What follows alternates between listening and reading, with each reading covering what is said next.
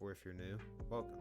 With a free weekend soon to come to Dead by Daylight and hopefully a wave of new players, I figured that it was time to rank every Universal Survivor perk in the game, basically the perks that appear naturally in your blood web, so let's get into it.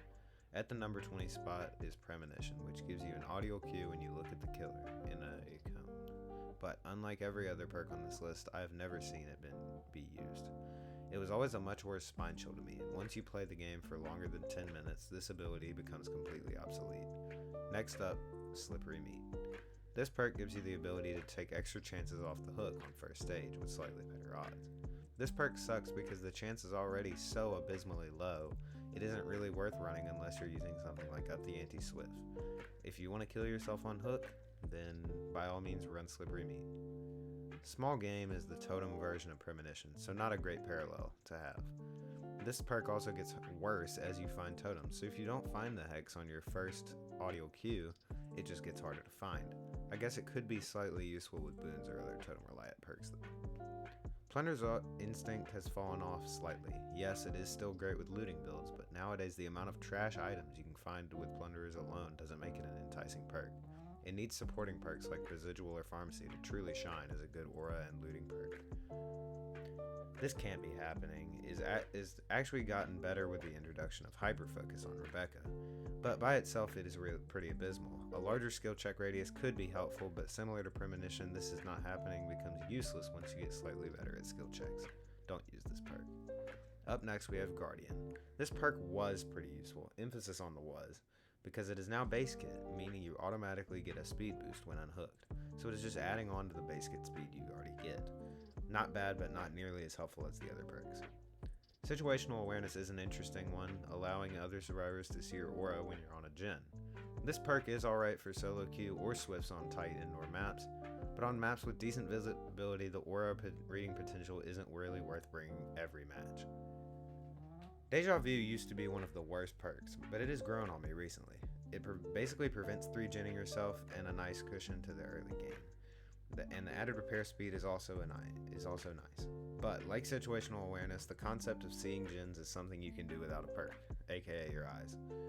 Now, if you had asked me 5 months ago what the best universal perk is, I might have said Spine Chill, but with the most recent change to it, I have not touched it since then. Spine Chill used to activate while the killer was looking at you, giving you a plethora of buffs, but they removed Vault Speed and changed the activation.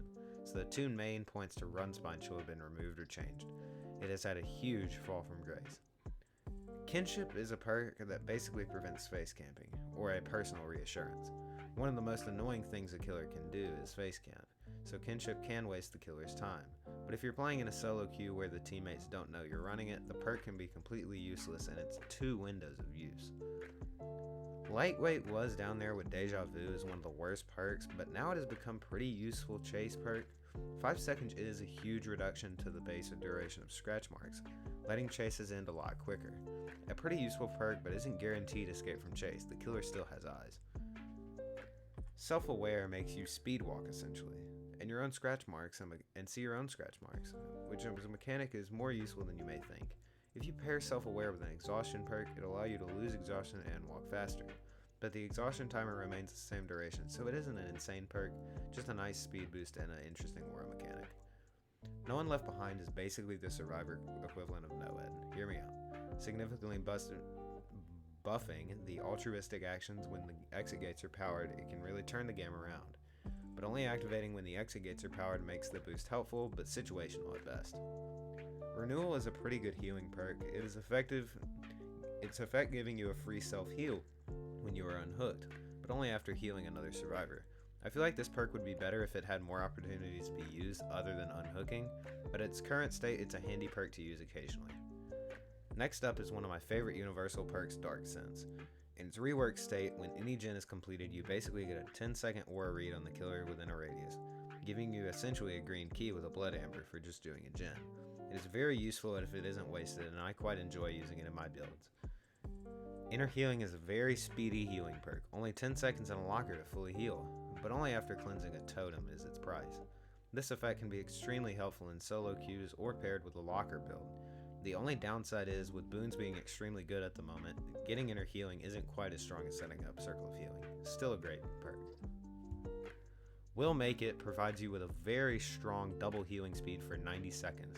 You heard me right, 90 seconds. When you unhook someone, so you can basically heal 5 survivors in that time, or do an entire gen and still have a little bit of healing speed.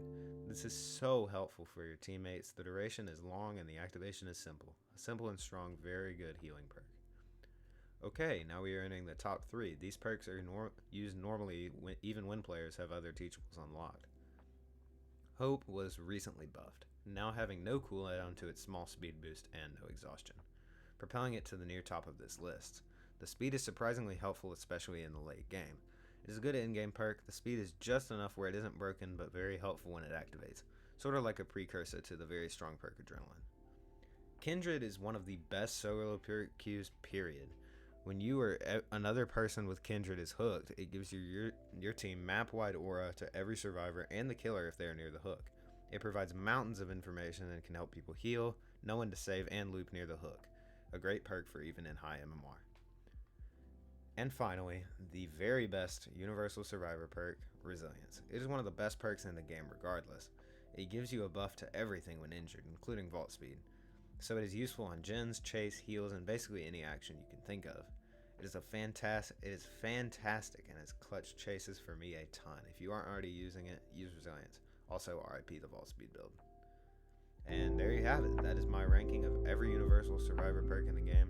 I hope you enjoyed, and thank you for watching.